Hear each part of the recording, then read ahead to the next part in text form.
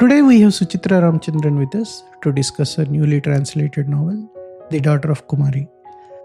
We will also explore her experience of translating the works of Jeyamohan and the first ever Tamil Literary Festival to be held outside India, which is coming up in April 2026 in New York. Originally written in Tamil as Kumari Thuraivi by the writer Jeyamohan, this novel tells the story of bringing the deity Meenakshi back to Madurai from her temporary abode in coastal Kerala. Suchitra writes fiction and translates between Tamil and English. Her work has appeared in literary magazines including Asymptote, Granta and Narrative Magazine. She won the Asymptote Close Approximations Prize for fiction translation in 2017. The Abyss was her first full-length translated work. She has also published a limited edition volume of illustrated English translations of Tamil Sangam-era poems. Suchitra holds a doctoral degree in biological sciences from Carnegie Mellon University in Pittsburgh, USA. You can buy the novel, The Daughter of Kumari, using the link given in the show notes.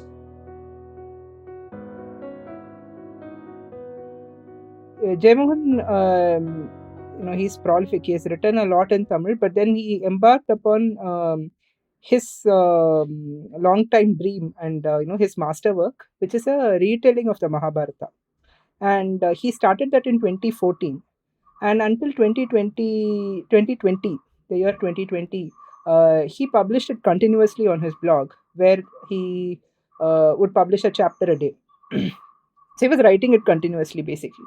And that whole, it's a re-narration of the Mahabharata, but what he's doing is he's taking the characters of the Mahabharata, the archetypes in the Mahabharata, and layering it with stories from classical Indian myth, from pre-Iron Age myths, post-Iron Age myths, and then creating this very layered structure that gives us a lot of insight into this whole body of images and archetypes and sort of imaginations that we have about what we call the Indian culture, Indian philosophy, Indian history, all of that. So that and I started reading Jeyamohan when he was publishing this, and I followed along for quite a while. Ben Morris did this novel. It's called, in the translation would be The White Drum. So it spans 26 novels, over 25,000 pages, and he finished the novel in 2020, right around the time of the first COVID lockdown. And I think he was planning to travel for a long time after that, because he had been working so continuously on this novel, but he was not able to travel because of the COVID lockdowns. So he started writing short stories, and he would write one short story every day and publish it on the blog. And some of those stories have now been translated in various collections. They're available in English, but also in Telugu and other languages. Malayalam, they're available. But those are just a sample of the kind of work that was coming out at that point. And the common feature to all those stories is they are remarkably simple. It seems very simple, but it's actually very complex. The way it's constructed, the way it's the kinds of things that it's talking about, but it's very readable. It's like I would say it's like having a small piece of a sweet every day. It's like it has that pleasure of text as well as something that's very rich and sweet inside. So he did this for almost 130 odd days, and at the end of which he embarked on writing a small novel, which became the novel that I have now translated as The Daughter of Kumari. In Tamil, it is called Kumari Thuraivi. So then we come to the question of what this novel is about. On the surface, it's historical realism. It's a novel that takes place in the 14th century. It takes place in a kingdom called Venad, which is near Kanyakumari, the southern part of India, the southernmost part of India. And the story is, during the invasions that came up to the south, Malik Kafur's armies came till Madurai, and the temple was ransacked. And a lot of this happened in the south, in quite a number of temples, and the deities were taken out of the temple, because obviously there's no worship in the temples, but the deities have to be maintained. So they were taken to various places, they were housed, and then when times changed and the temples were rebuilt, the deities came back to the temple. So this is sort of well-documented history. Now, Jeyamohan said that and it's in his foreword, he was reading about Nayaka history, and he had suddenly realized that Meenakshi of Madurai had stayed in Venad, very close to where he currently stays. His hometown is in Nagarkoil, for almost 59, 60 years. And then she had gone back to Madurai. So this nugget of detail gave him a spark, and he wrote about how the goddess came in and how she returned back to Madurai. And so that forms that exile of Meenakshi and her return forms the subject of the novel. And I found it very interesting. After I'd read the novel, he had chosen this topic because this was a writer who had been writing a major epic continuously for almost 6, 7 years, and it's like suddenly all of that creativity is sort of it's not dwindling, I would say, but it is that pace of writing is coming down, and he's trying to finish it up with this subject. So in a way, the whole subject of a goddess entering your house and then she has to leave, I found it's actually very parallel to the creative output that Jeyamohan had been working on, and the fact that it had come to an end. Nice interpretation. Well, of course, but even apart, so the reason I mentioned this is because in Tamil, his readers who were following along knew this inherently. We didn't read the novel as just another novel that drops. We read it as a continuation of Venmurasu. So, I mean, if a reader would read Jeyamohan's work chronologically, they would read Venmurasu, then they'd read those 136 stories, and then they would read Kumari Thuraivi, which would expand the meaning of the work. But with translation we make other kinds of choices, so the readers get to read this as a standalone book. So that's the reason I felt this background is necessary. But then if we take it as a standalone novel, it's what I would call a tragicomedy. A lot of literature is really about life as it is. So there is fall and decline, stories of why things are how they are, and so on. Tragedy is really a mode of storytelling which is to focus on a particular subject and then talk about the flaws in it and why it splinters, where it falls apart.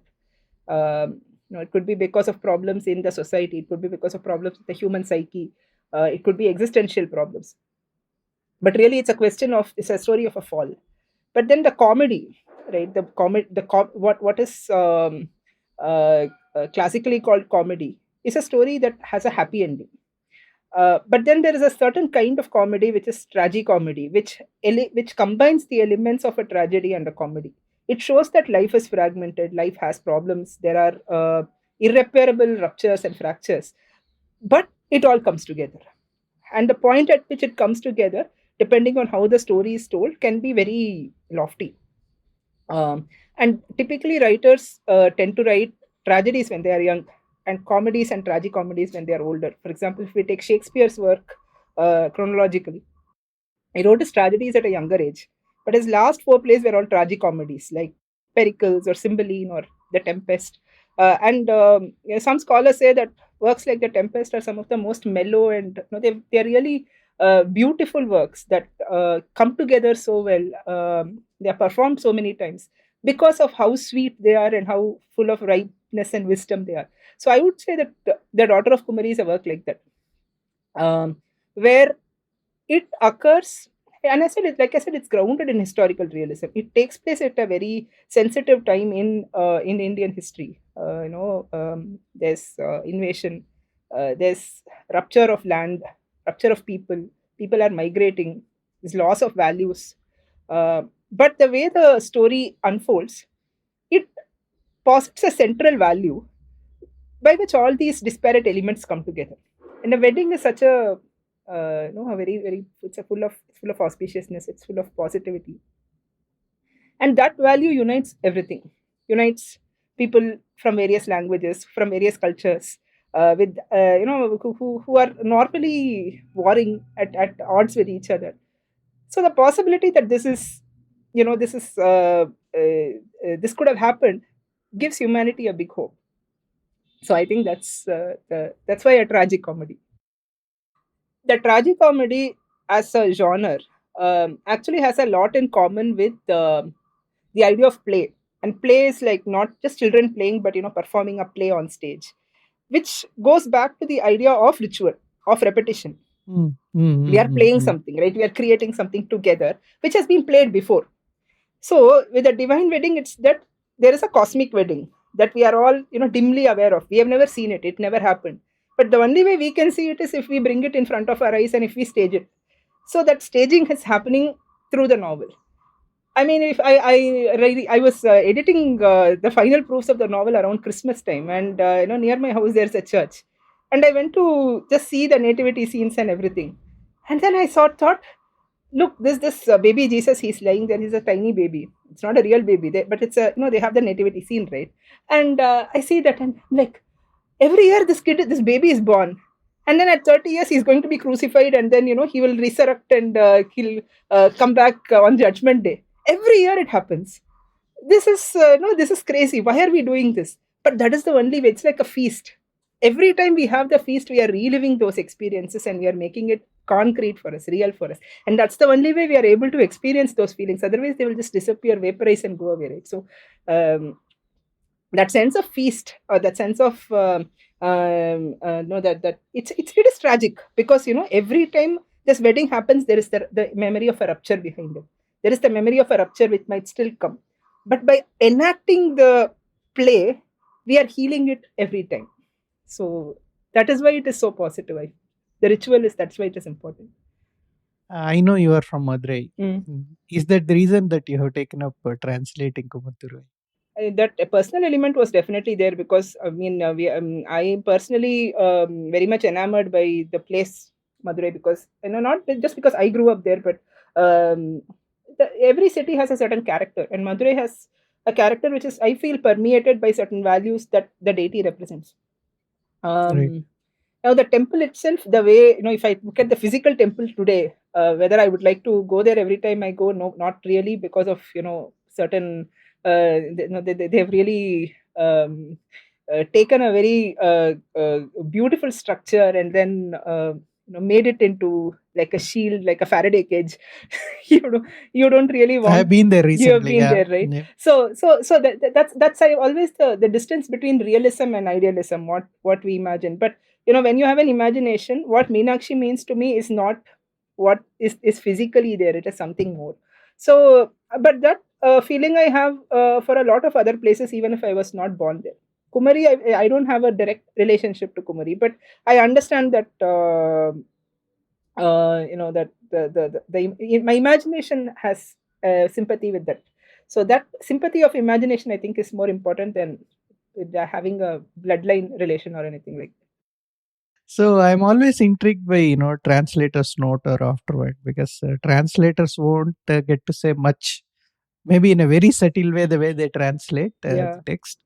But you have a space where it's very interesting, certain comments you made, that you said all the creation is in a sense translation. Yeah. And you also referred to Robert Frost's poem.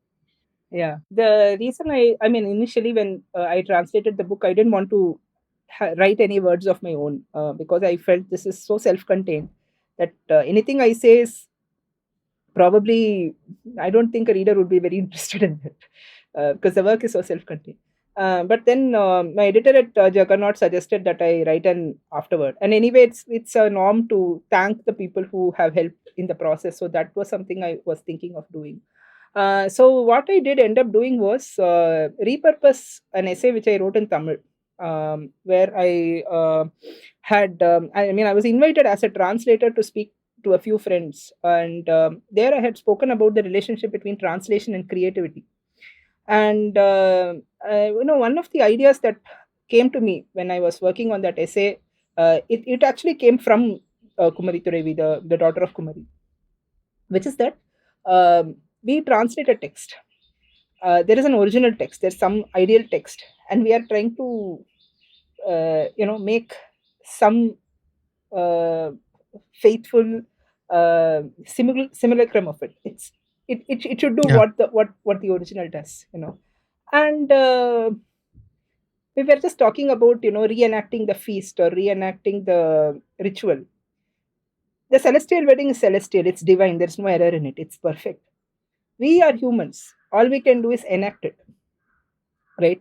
So it's this. I felt that translation in many ways is very similar to this process of reenactment. We can't be perfect. There is because that perfection is just impossible. But the process of translation, because it's like the process of play, gives me insight into that other process. And so that was the parallel that I wanted to draw. Because and again, like I said earlier, this is not something which might give the reader insight into the novel per se, but it might give the reader insight into, say, the process of translation and the process of what we call creativity. Because if you think about it, when we write an original work, we have some, glimmer of an idea in our head which is so glorious, and we try to bring it down into whatever medium we are expressing. It could be words, could be music, it could be body, any medium of art expression. And it's never perfect because we are human, and there is an element of uncertainty wherever we perform, wherever we express. So that I realized was where this element of what we can call divinity or deity might come in. And this is not coming from a religious sense. It's not that you need to believe in God for this, but any practitioner of any art knows this. Perfection in the sense. Yeah, exactly. So that is actually what the novel is also alluding to.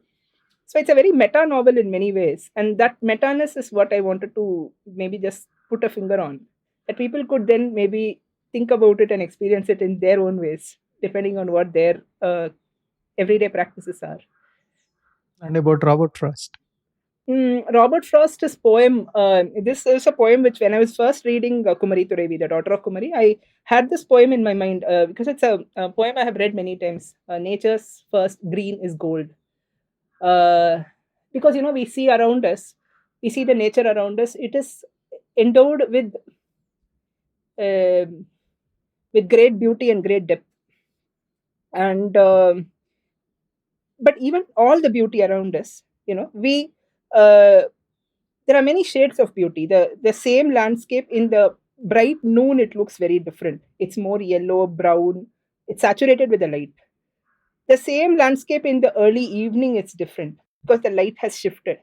But early in the morning, when it's just coming out of the darkness, there is a certain gold that when it first hits all the objects, it shivers and changes, right? That's the moment of creation. That's the moment when uh, everything almost comes into being. And these are all ideas which actually I got from Kumari Thuraivi. There is a portion where the protagonist, he's seeing the dawn, and he's saying how the light of the dawn is touching different objects and bringing them together. All the objects are participating like as if in a play to create the morning. And the idea of ritual and play comes in, right? So this is everyday ritual that is happening. And then it takes you back to that first moment, right? Because what is actually happening every day is the shadow of some uber event, some event that unfolded in the beginning. In the beginning there was word, so in the beginning there was light. What was that first light? What is that first? So your imagination goes all the way back there. So then that line struck me: nature's first green is gold. Robert Frost's poem actually devolves from that. It goes to the point where everything decays, and then you just have that memory. But where Kumari Thuraivi is different is that it brings you back to that point where, from the perception of a green here, green meaning the everyday, we are able to go back and, as if like a finger touching, we are able to touch that first pool. So you have that possibility, which is what I was trying to allude to. I gather that even today there is a tradition in a temple, Madurai. Yes. Madurai Meenakshi temple, that where they have these festival and all. Not only in Madurai, in fact, in the temple that features in the book, the town called Aralvaimozhi near Kanyakumari, there is a Meenakshi temple. I've never visited it regretfully so far, but there is a Meenakshi temple, and every year, actually about a month before the events happen in Madurai, there is a Meenakshi Kalyanam, the wedding of Meenakshi, which happens in Aralvaimozhi. So I think all those coincidences of how these things happen might have spurred Jeyamohan to writing this. So I believe this happens in a lot of temples around Tamil Nadu. In Madurai, it's a very popular event. It's in fact for us locals, it's like a wedding in the family. And my own ancestors, they were from Madurai. They lived in what we call Madurai town, which is the area surrounding the temple. And it was a very common practice that women from all kinds of families, there are no caste bars or anything like that. They will just get together and work for the wedding. Like they'll chop vegetables and things like that. I have myself participated in such an event when I was a little girl.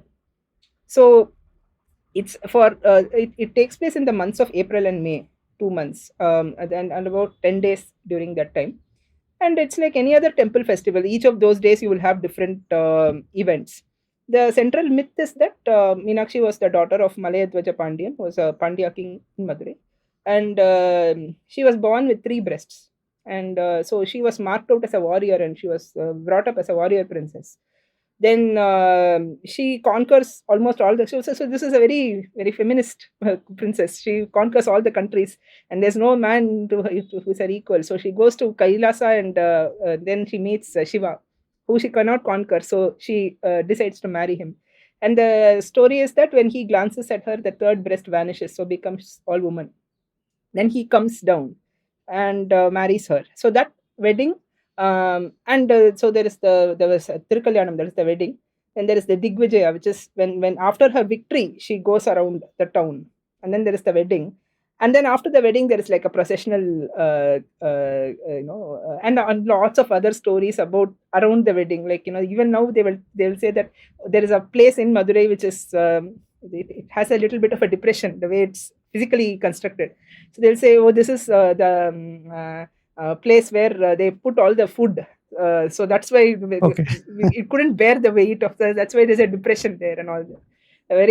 So the whole town comes alive. Madurai has that temple spirit, that wedding spirit about it. Even if you go on a normal day, you might have seen it, right? That Yeah.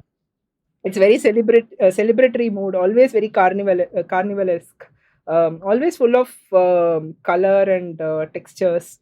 So yeah, that feeling, I think that is the feeling which has been brought into the novel, really. So what that did in terms of the novel's construction is it brings in all the elements of what we call Tamil culture today. And what actually the truth is, what we call Tamil culture today is an amalgamation of different cultures which have come in because Tamil land was historically, we had waves of migration, and some of these are very historically sensitive things, and I don't want to say something and want it to become controversial, Yeah. but I mean, it is true that, for example, we have had Nayaka kings and Maratha kings rule us, and of course the Nayaka influence was definitely for a much more prolonged time. The Chola and even the Pallava kings, again, they were not native to Tamil Nadu, which is no, but back then it was a very different landscape of. Yeah. I would claim their Telugu. See what Right. what this means is, even but before the great empires, the Chola Empire or the Pandya Empire or the Nayakas, Marathas, before that there was a proto Tamil culture, the Sangam culture.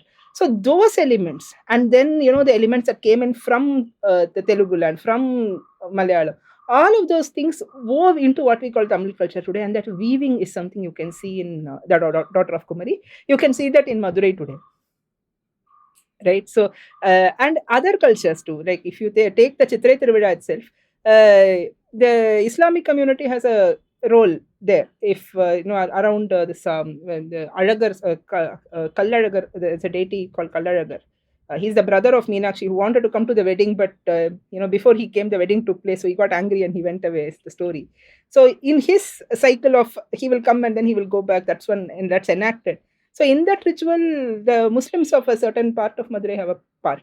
So yeah, it's when I think of the lived culture of India, I feel it's very different from any the way we think about these things academically or another way.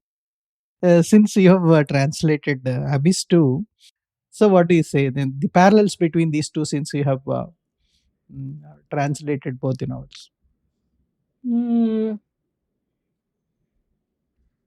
I think when Jeyamohan writes about God or deities, he doesn't do so in a religious sense. It's not that God is there as a placeholder for some higher power. No, not in that the way that we normally construct God in our heads. Who is God? He's this higher power, we say, or he's what is the philosophy? There is what intrigues me when I read him. Um, I think he places these god figures to inquire them. That figure is there, it's part of that landscape, but what is it? Questioning, making fun of, because he's standing there almost like a rock, that like that hill he Right, is there. right. He's a witness. He's and whether he's there or not there, we do not know. No, it's almost like as if he's questioning the existence in Huh. that novel. Novel. It's there. Yeah. That and I think I think see the way I feel about the notion of God and literary writers tussle with it, particularly Jeyamohan, is you have this figure that is constructed on the other end, and the traditions of the world tell us that that construct is also somewhere inside you. God is in us, is what a lot of religions say. But we look and look, we don't find it. Where is it? And we look outside, we see other things, we don't see the God. So where is it? So the tussle is there, where you try to where is it. So when you create that composition, you place the God there, but then the rest of the composition cues into the meaning of the god, and the meaning of the god changes in each composition. So in Abyss, it's, I think, like you said, where the god, is he really there? Is it, why do we have this construct? And there is a scene in Abyss where all the in Tamil they are called Urupadigal. The characters in the novel who they are bought and sold, right? They are sitting on the hill steps at night. It's very cold. They don't have garments to protect themselves. It's they are hungry, so they send some guy out with a little bit of money to buy opium and come. So they're all like chilling out, having their opium, and that's how they're able to survive. And from up the hill, a prostitute walks down, and then somebody will ask, who's there up there, and then some other person will say only Murugan is there. So Correct. that fun, right? That is the mood of Abyss. In the Daughter of Kumari, I think it's very different. And what I particularly enjoyed in Kumari Thuraivi is the narrator is the protagonist. His name is Veeramarthandan Udayan. He's a person of his time. So he's a feudal man.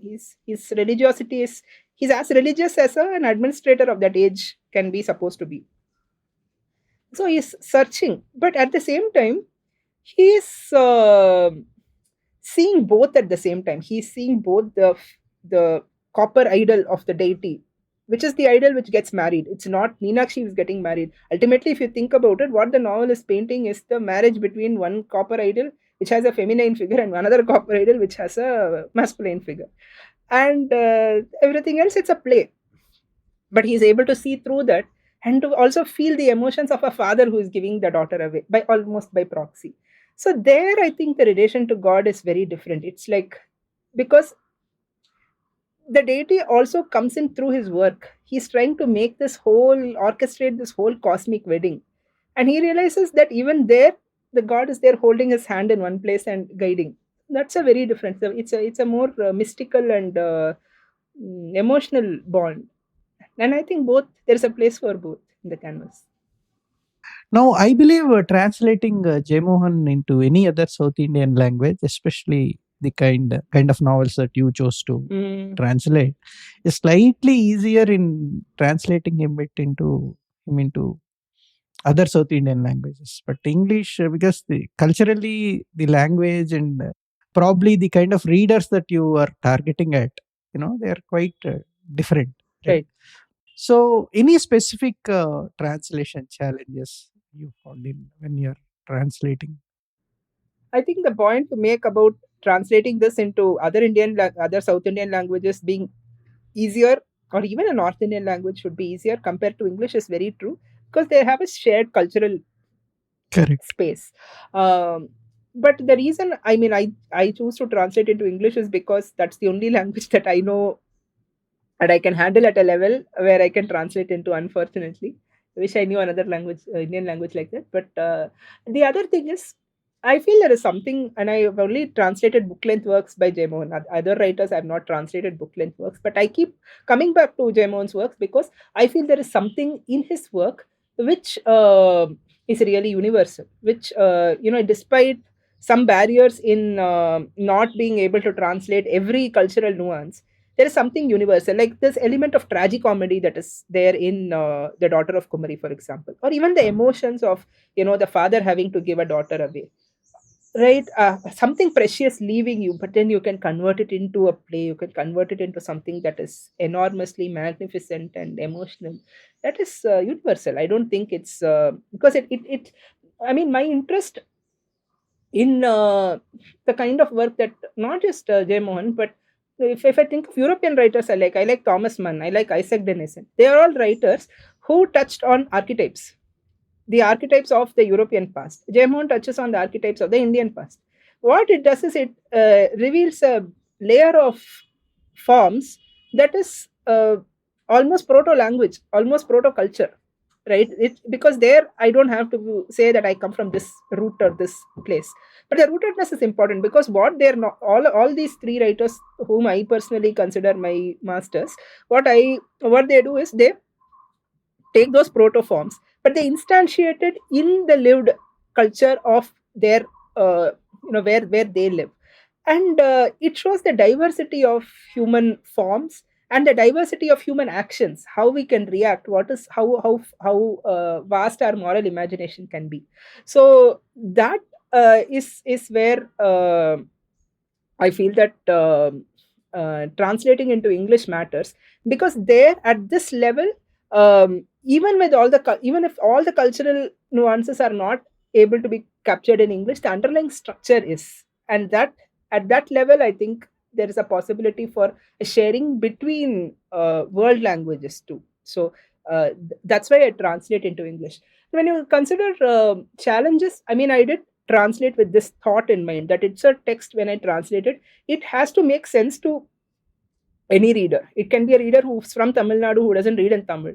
It can be a reader like you who reads in Telugu but can't read Tamil, so you read in English.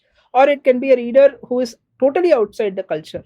So my main focus was actually on making sure that the characters are well edged, their relationships, their inner motivations, and the plot itself, alongside all of the cultural elements which I didn't want to tone down or dumb down. So if you read The Daughter of Kumari, a translation choice I've made is to include a lot of words as loan words, like the words like kurai, nirai. Correct, Korenire.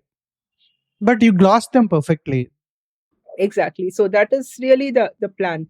And this happens when you read works from a very rooted culture. Like if you read novels that are based in Jewish culture, you end up picking up a lot of Jewish words, and they have become part of normal culture.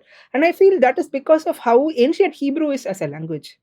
And to get that tone, to get that into a modern language, today we call the language that unites all of us to be English. Tomorrow it might be Chinese. In 3 or 4 centuries it might be a language that none of us even know that exists today. Some minor language might creep up and take over the world, but this will stay. And when it gets translated, this mode of thinking, this mode of being, right, some archetypes, some, for example, the words like nirai and kurai might find resonance in other languages in other ways, which might be interpreted totally differently by people from different cultures. So those roots, I think, should be very strong, and I wanted to make sure they were established in the translation. Any other translations? What are you currently doing now, translating?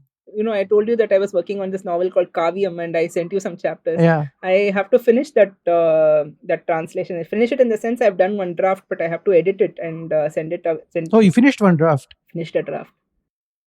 About the festival, New York Festival. Please tell us about this festival, which is happening in the month of April. Yes, so the Living Tamil Lit Fest is taking place on April 3rd and 4th, 2026 at New York, in New York City. It's the first of its kind attempt, really, I think, from any Indian language to I mean, that we know that with many other Asian languages, there are serious and systematic efforts to take it to the world, for there to be a dialogue between the language of, say, Korean or Turkish with world literature, but especially with the diaspora, because every country that's in the East has now a global presence. There is a diaspora, and literature is, what is a literature? Essentially, it's ideas, it's uh, ways of seeing and ways of thinking and ways of acting, which the more you can have conversations around this, the more people that can be exposed to these things. And I think the repertoire of how you see the world, how you act in the world, will definitely expand. So that's the motivation behind the Living Tamil Lit Fest, which is being organized by writers Jeyamohan and A. Muthulingam, and others. There's a whole team of people behind it, based in India and the US. And the idea is to uh, take the masterpieces of Tamil literature, have them translated into English, and uh, present it to the both the diaspora, particularly the diaspora youth in the US, as well as the literary community in America, in the US. And I mean, about 30 or 40 Tamil writers, and a few of us translators, we are traveling to the US for this festival. And we will be in conversation with the writers there, and a lot of translators, people like Chad Post, and others, I believe, are planning to be there. Esther Allen will be there. I mean, I think it really sounds exciting, and I'm personally looking forward to it. Now, finally, could you please read a passage from the novel? Sure, You have the copy. I do. And by the way, this cover page is wonderfully done. Beautiful it is. No, the only brief I had for the cover page was, can you please include this cassia flower, Kondrai poo. Yeah, because that it's in the novel. It has significant. It's a significant image. So this passage actually occurs when Meenakshi has been married. The marriage has taken place. The day after the wedding, 2 days after the wedding, she has to leave. So she is now married. They are offering a final puja to her, and she and Sundaresan, Shiva, they are after a final, they will be honored suitably. Then they will bless all the people, and then they will get into their palanquins, and then they will leave for Madurai. That's the scene, and the protagonist is looking at Meenakshi when she has just been brought in. The drums that struck up like a thunderclap roused me to my senses. Before I could turn around, the Sivacharyas had pulled aside the curtain. A synchronous cry of wonder rose from the audience. I was looking on, my hands clasped. I felt water roll down my cheeks, my nose choked up from all the tears welling up inside. Meenakshi sat there as if she was herself all the light in a diamond. She wore diamonds everywhere, on her hair balled up into a bun sloping to the right, on the crest jewel on her forehead, in her ears, around her neck, down her bosom, at her waist, on her hips, and encircling her lap. There were diamonds on her feet. All her fingers and toes were ringed with diamonds. The parrot in her eye was all diamond too. Its wings were diamond, its beak was diamond, and its eye too was a diamond. It was as if she had become a single diamond herself. Sundaresan, who sat next to her, bedecked in a similar quality of diamond, seemed pale beside her. Her face looked like copper on fire, as if it would melt in a moment, and a drop of the red gold metal would fall to the ground. What was that fire inside her? I had seen it earlier on the faces of newly married women who were to leave their parental homes and go away with their husbands, long eyes, intoxicated with madness, red as if in a fever, as if in a frenzied trance. The same fervid madness appears in the eyes of women after their confinement too, where they have just been delivered of a child.